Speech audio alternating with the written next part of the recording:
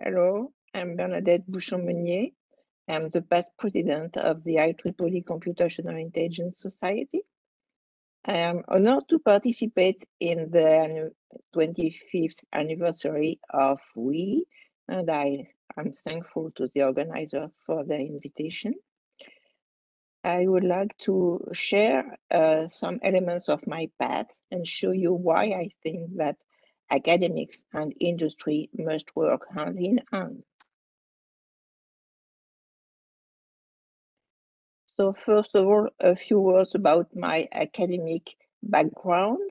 So I graduated from the École Normale Supérieure, which is a so-called Grande École in France, and also from the University of Paris, when I obtained the degrees of BS in mathematics and also in computer science in 1971, and a PhD in applied mathematics in 1972.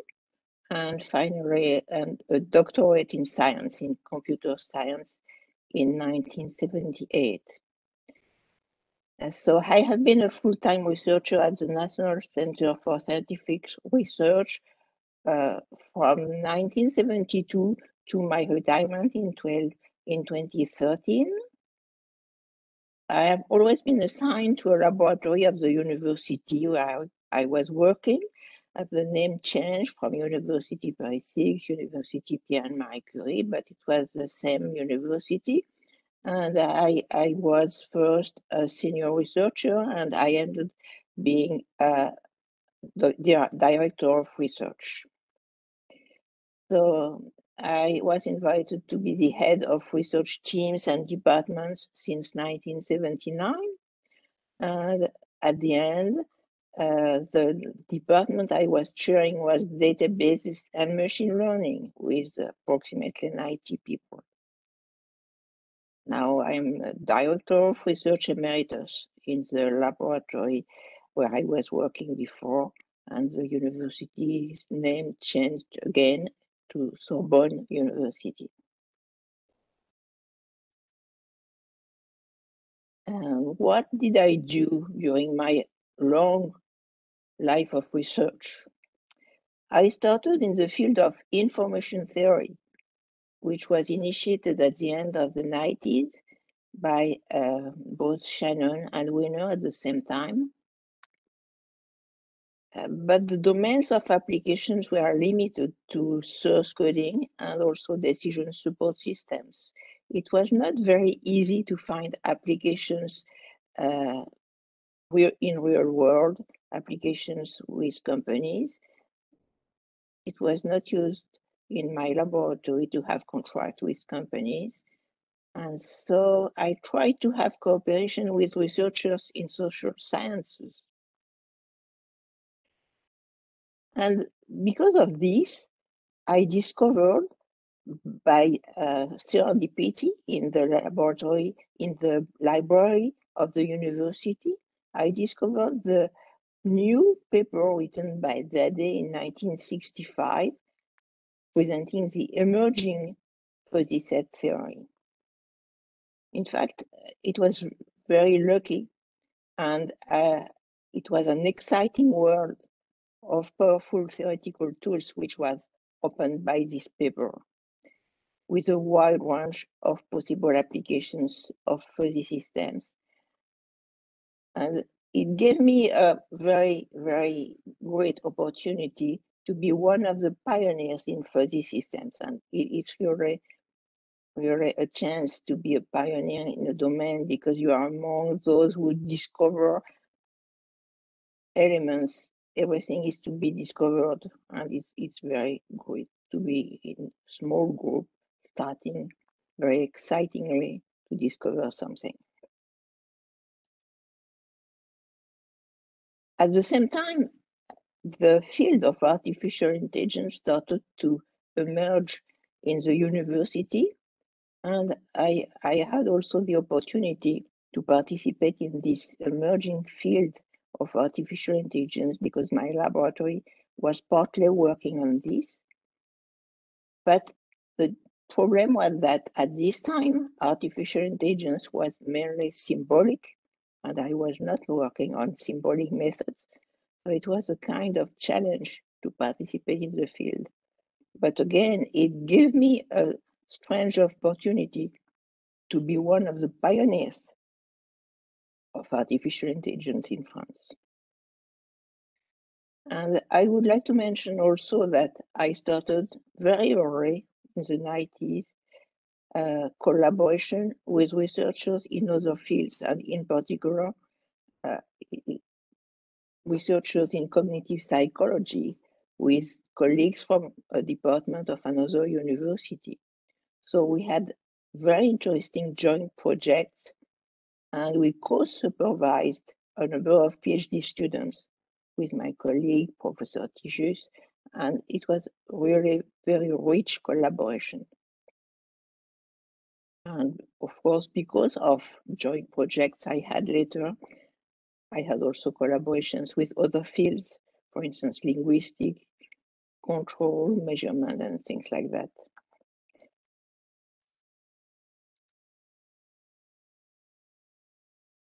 So the outline of my talk will be the following. First of all, I will present fuzzy set theory and how it is used in real life and industrial applications.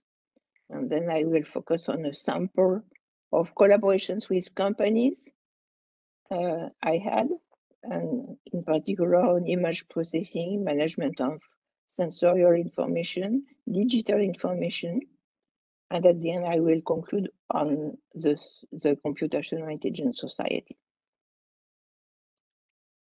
So first of all, what about fuzzy set theory? As I said, it was created by Lotfi Zadeh to manage ill-defined categories, to manage the involvement of human components in a given system, in any system, in fact, or in most of the systems. And so the basic property of fuzzy set theory was to manage ill-defined categories, for instance, acceptable, good, hot, and things like that. At the same time, it was representing imprecise elementary information, for instance, approximately 20 seconds. And there are elements which are very easily managed by human beings. Ill-defined categories or imprecise data are very natural for human beings, but they are very difficult to manage in conventional computer science. So fuzzy set theory is also an interface between linguistic and numerical values. As you see, instead of having a function, a characteristic function describing a category which is 0 or 1, here you have a linguistic description called, for instance, which is represented by a membership function with a value 1 in the so-called kernel, and then it decreases, or in some sense it changes, and in another part of the domain it has a value 0. So it's something which is more flexible than the definition of a characteristic function for a normal subset of a universe. So it gives additional properties. So for instance, it gives the opportunity to manage subjective descriptions. I mentioned acceptable or good, for instance, which are really subjective descriptions. You will see others in my presentation. And so it's an interface between such descriptions and measurements. It's also something which enables you to manage complex systems by means of a synthetic knowledge representation. The complexity is managed by means of the fuzzy boundaries of the classes. And the capabilities are also to be flexible, adaptable, and very robust. And the robustness is one of the qualities of fuzzy systems, which are mentioned by those who work on applications. The robustness is something which is very important. And finally, I would like to stress on the fact that fuzzy set theory is a key component of explainable AI because it establishes a link between linguistic and easily understandable information and numerical ones which are less familiar to human beings.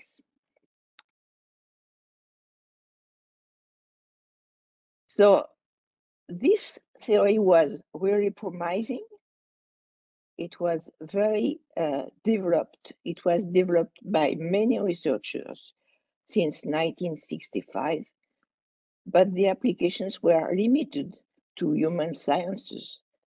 There were many applications in medicine, for instance, and in economy from the early beginning, in sociology, in archaeology.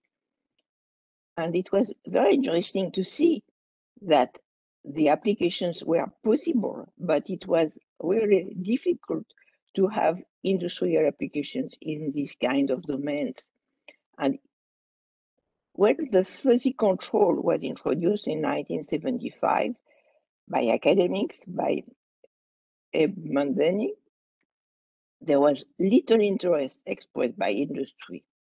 So it was not so easy to find real-world applications in the industry at this time. Then in the 80s, fuzzy expert systems emerged after the emergence, of course, of expert systems. And this was more interesting for companies. So it was easier to find some real applications. So my first relations with industry were in the 80s. The first one on consumer opinion research, identification of military forces, and the third one was on the monitoring of boats in the channel. So it was various, but limited, but interesting at the beginning.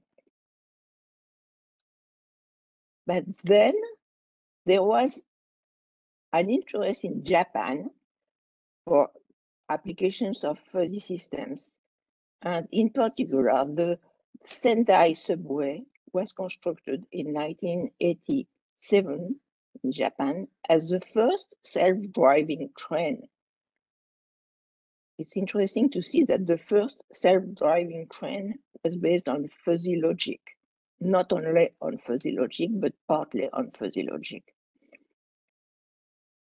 In fact, fuzzy logic was used to control the speed, to control the stopping accuracy, and also to save energy. And the saving of energy was something important in the applications and always mentioned by the companies. And what is interesting to focus on is the fact that among the criteria which were used, some of them were subjective, such as the comfort of passengers, for instance, which were very new. And this application was a revolution for Japanese companies in the early 90s. And it was the beginning of a succession of applications and developments in companies, which was very interesting.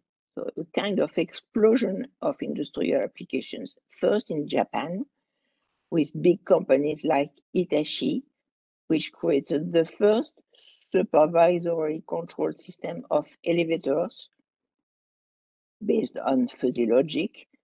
It was really, really remarkable. And some other applications like home appliance. Omron was also a big company using fuzzy logic very early.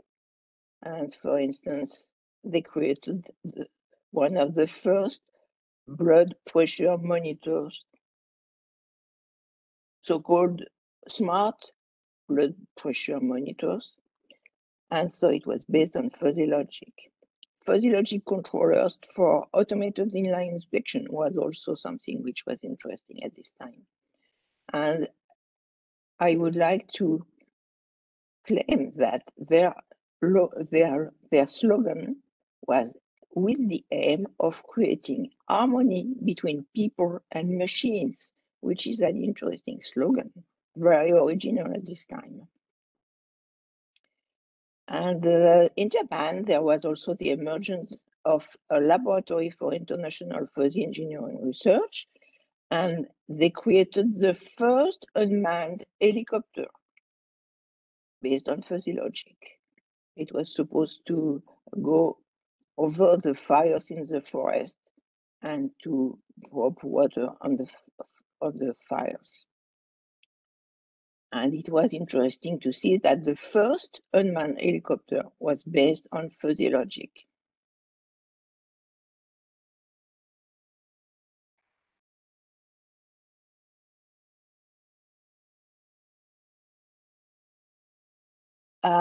So the development of industrial applications in Japan pushed other countries to develop applications as well.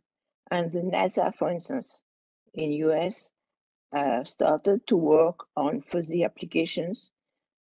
In particular, man-in-the-loop space shuttle proximity operations were managed with the help of fuzzy logic. The real-time camera tracking system was also using fuzzy logic, and some autonomous orbital operations were based on fuzzy logic. So it's very interesting to see that at the beginning of the 90s, the NASA was interested in fuzzy applications. General Electric also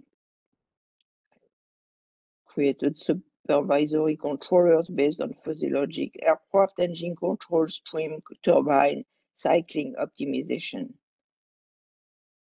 And so this explosion of industrial application continued in Europe also. First in the US, Boeing worked on a landing control based on fuzzy logic and a fault diagnosis.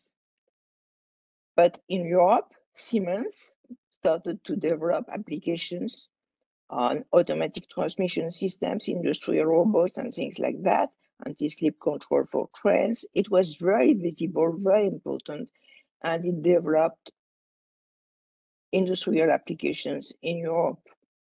They were among the first ones doing this kind of application.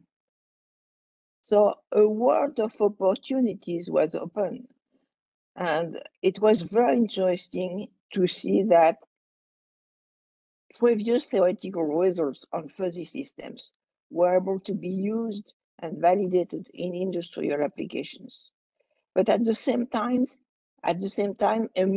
interesting problems emerged, and they gave us the opportunity to develop new theoretical models to solve emerging problems, and also to see that we were able to create and solve some very interesting large-scale realizations by means of our tools. So it was a great opportunity to have exchanges with industry. And so it was a kind of win-win exchange for academics and industry. And for instance, there were many patents deposited.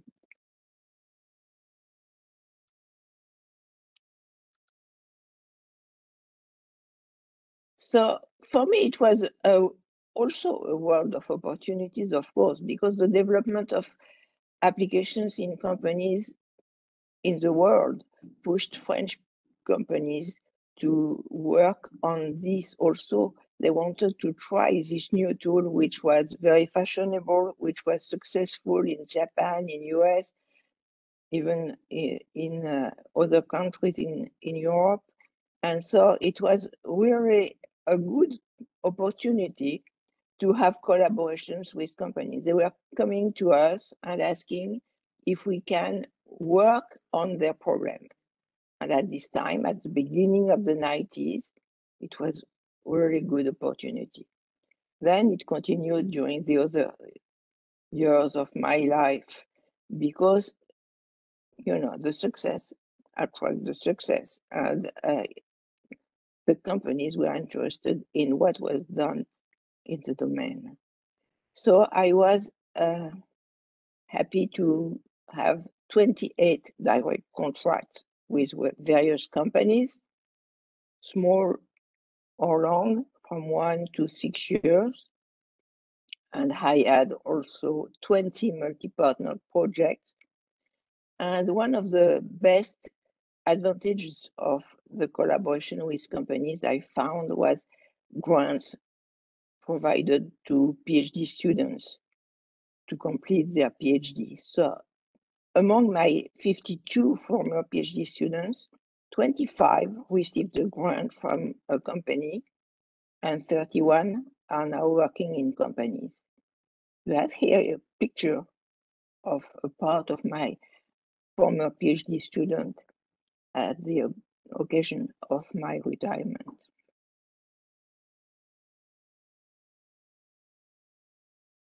But I would like to show that beyond fuzzy systems, there is a more general domain, which is computational intelligence.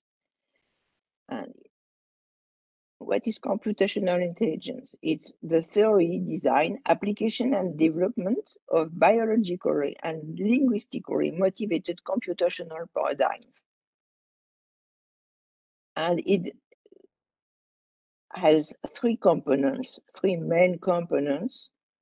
First of all, neural networks and learning systems, which are very fashionable now. Fuzzy systems, of course. And the third one is evolutionary computation and adaptation methods.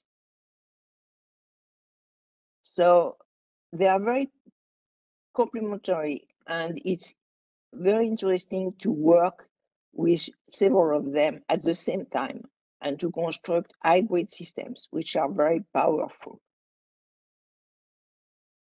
And the most interesting to remark is that they are at the core of currently trending artificial intelligence realizations. Each time you hear that a system is based on artificial intelligence in real life, or that the system is smart, then you can think that at least one of these components is involved in the system. Of course, the most visible are deep learning methods, but there are many others which are as well interesting. So I will show a sample of collaborations with companies. First of all, I will start with image processing. And one of the first applications in the domain which I've done was a collaboration with General Electric Medical Systems. It was related to the detection of potential breast cancer lesion on mammograms.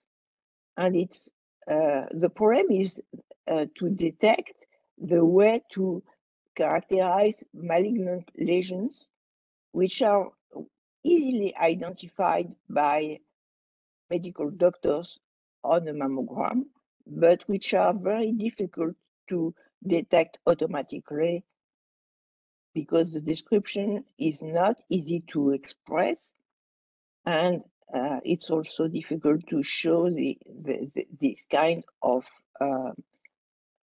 lesions which are malignant to students, for instance. And so the problem was to construct means to detect macro criteria used by medical doctors, like small hormone, something like this, which is very easily expressed in natural language, and to associate these criteria with criteria describing spots in an image, which are very technical, like surface elongation and things like that. So the tools were fuzzy image processing, fuzzy decision trees, and fuzzy prototypes. So this system was used for computer-aided diagnosis for mammography, of course. It was also part of a 3D reconstruction tool for microcalcification clusters for biopsies. So now it's something which is natural and easy to find in industry, but at this time it was very innovative. And it was also used for the training of medical students. So what were the theoretical advances of this collaboration? First of all, new methods of fuzzy image processing. And secondly, two very important elements for us for our future research and applications. First of all, the development of a theory of measures of similarity, which was compatible with seminal works in psychology by Tversky. And secondly, we have also developed the concept of fuzzy prototype, compatible also with seminal works in cognitive psychology by Eleanor Roche. And those two concepts, similarities and prototypes, as we were developing them, were very useful in our future research. Another domain of application was more technical. It was a collaboration with Gaz de France, and the problem was to detect defects in pipes, gas pipelines. And so they were using so-called smart pigs, which were cameras traveling along the pipes and taking pictures. And we were supposed to analyze the pictures in such a way that we can predict where to dig and to avoid useless work. So the prediction of defect was based on a fuzzy association rules. And so the physical observation was compared then to the predictions and improving the system. Another domain of application was the management of sensorial information. One application was a collaboration with the University of Morocco and a local company in Morocco also. And the program was interesting. It was very new. It was the establishment of links between a chemical structure and an odor. An odor is very subjective, difficult to describe, difficult to identify. And so the identification was based on both physical and chemical attributes. We started with camphorous odors and sandalwood odors, which are very strong and characteristic. And then it was extended to other kinds of odors. And it was based on an hybrid system. On the one hand, with fuzzy decision trees, and on the other hand, with genetic algorithms, the two of them collaborating in an hybrid system. Another example of sensorial information was the control of the quality in a car factory, corresponding to the acceptance or rejection of a manufactured product according to the importance of faults which are found in the pieces. So, for instance, in iron pieces or in car windows. So the system was based on the learning of links between properties of spots and the estimation of the fault gravity. And it was again, an hybrid system. Here, a neural fuzzy systems based on neural networks and fuzzy methods. And another one which I like because it's really nice. It's an emotional computing in industrial design. And the problem was to identify the use of emotions by designers when they create the shape of something. In this case, we have chosen the shape of bottles, perfume bottles. So the problem was to find the link between product shapes and emotions as expressed by the designers.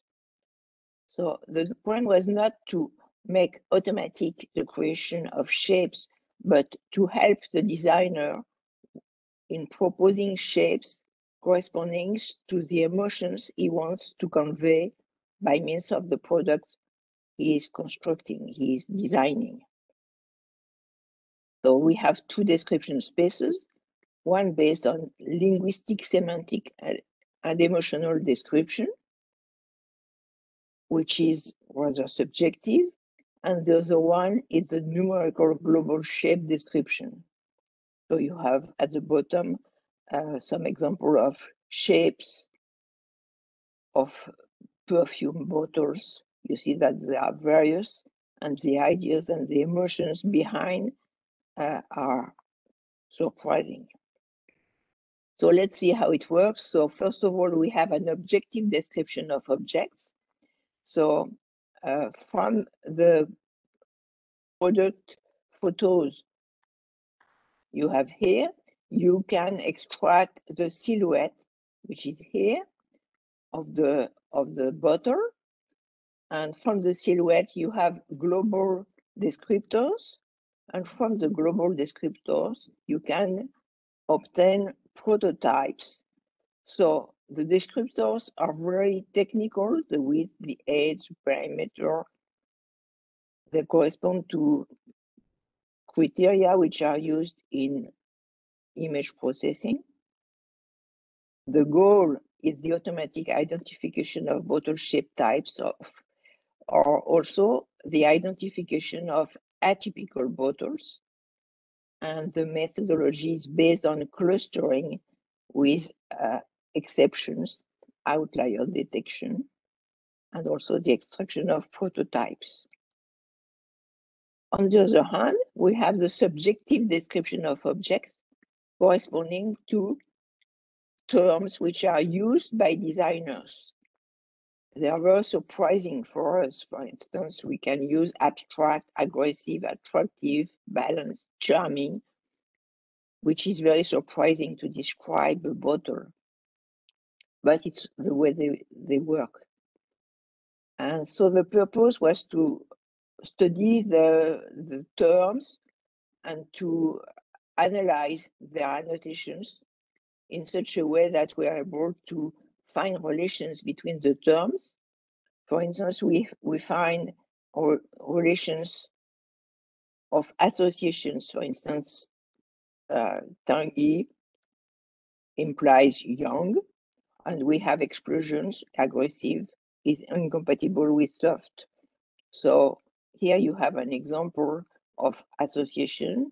This prototype corresponds to terms like this: ethereal, tangy, dynamic, mysterious, and things like that, and never too powerful, attractive, extravagant.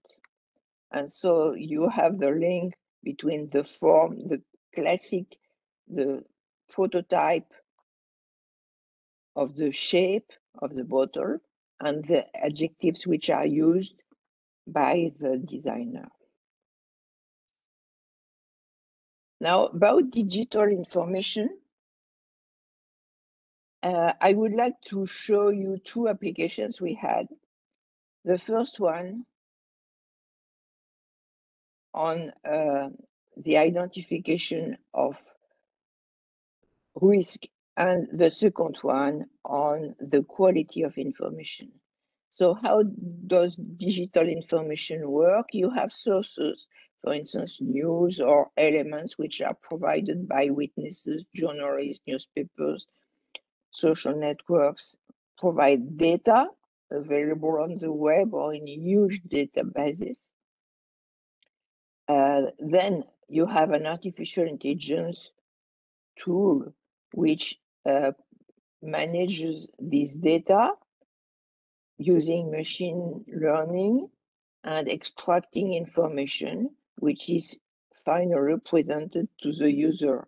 You can have other type of information provided by police or ministry or climate protection, and then you have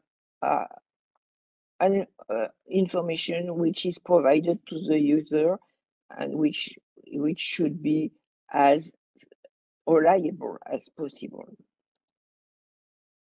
So the first application I would like to focus on is data mining for the management of ethnopolitical risk, which was the basis of a collaboration with the company Thales.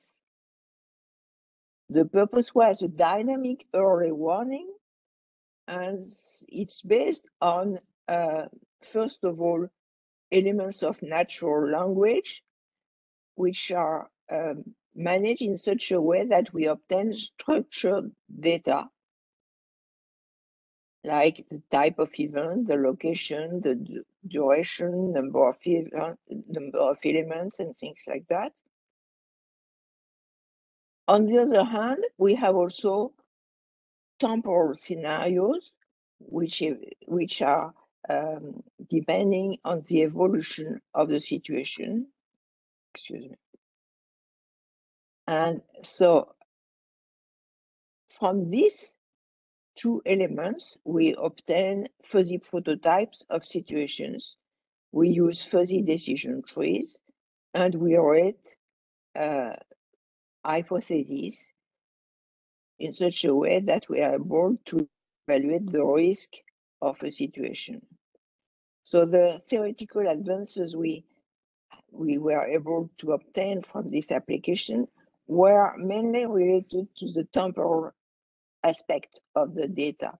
So we created an evolving system based on temporal constraints, and we created also dynamic decision trees which were not existing before. So this is an example of the situation. So we have elements provided by Reuters, for instance. They are in natural language. We extract structured data. On the other hand, we have scenarios. For instance, the scenario said that if you have the use of force or a threat with a coefficient, a weight in the use of these elements, then it corresponds to an aggressive posturing of opposition groups. And if you have this and some other components, then you are facing an internal communal turmoil.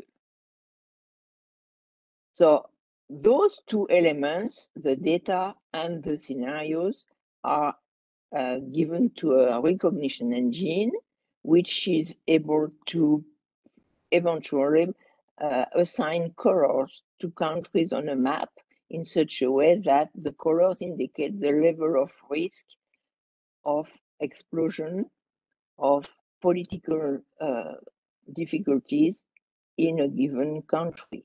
You see white, yellow, and red colors. And the final application I would like to show is also a collaboration with another branch of Thales.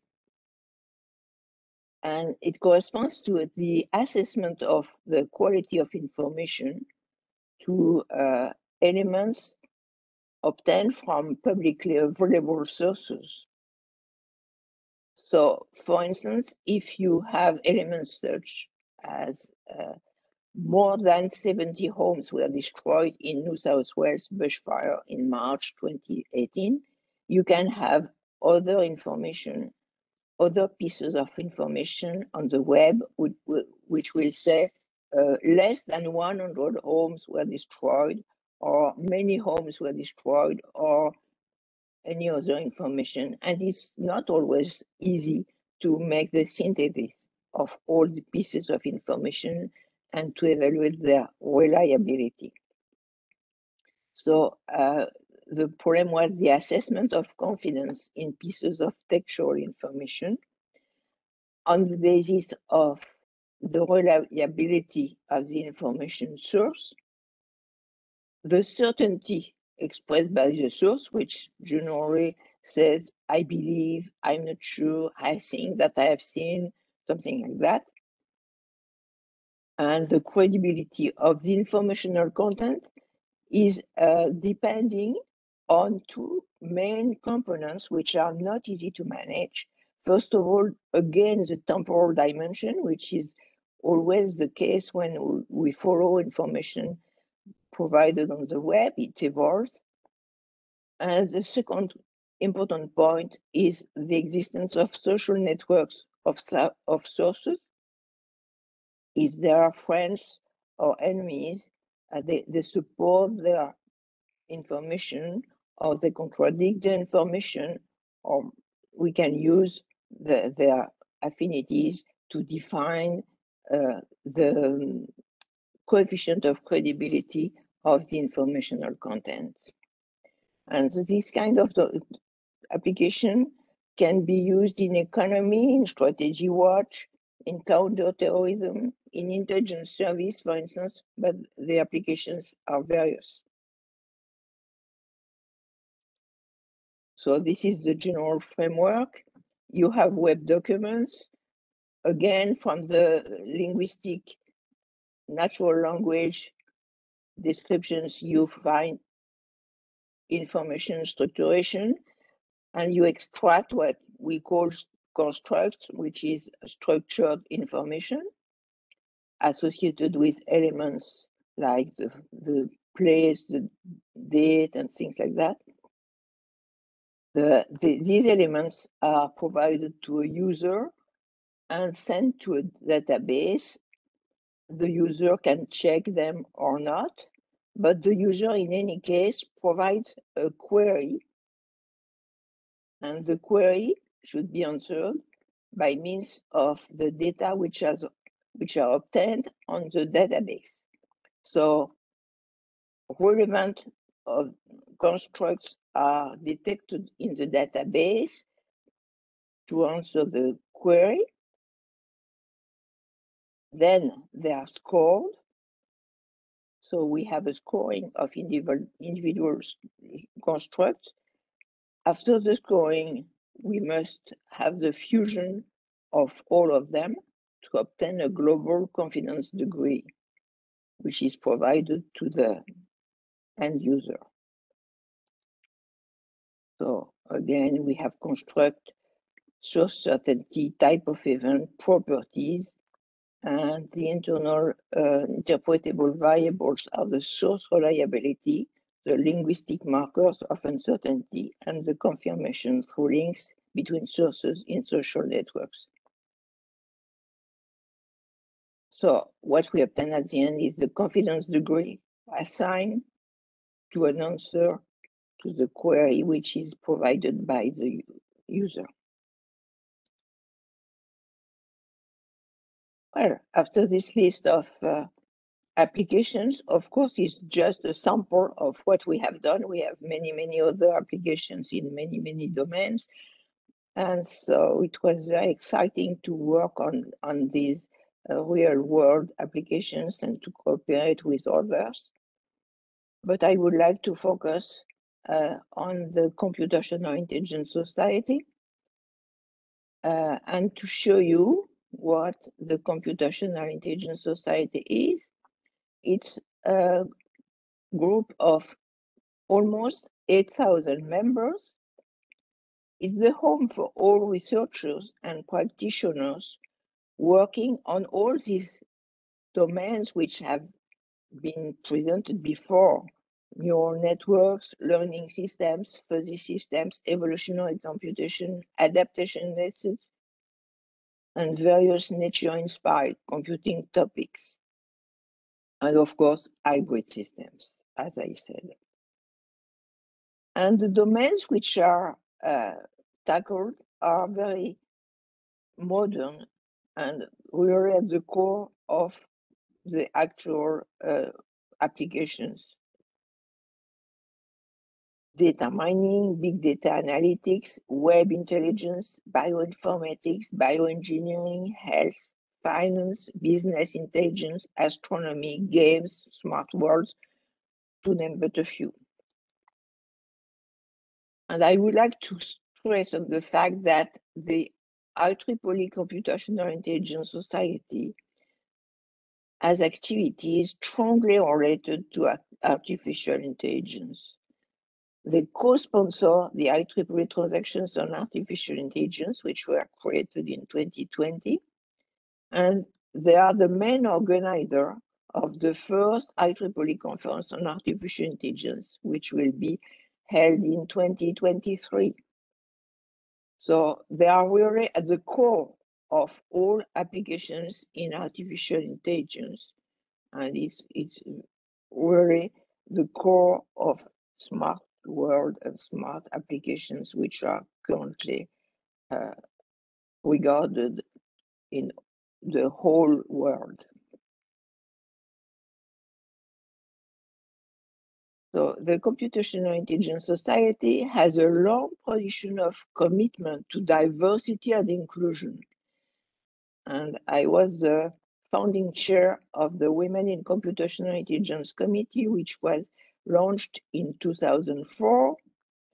I was the CIS president in 2020 and 2021.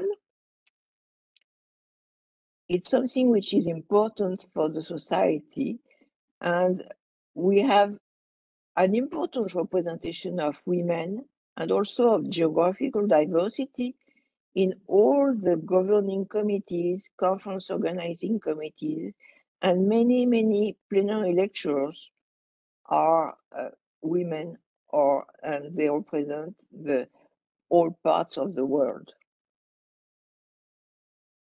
And the Society has supported the WE Pledge in 2020 as a consequence of his traditional interest for diversity and inclusion.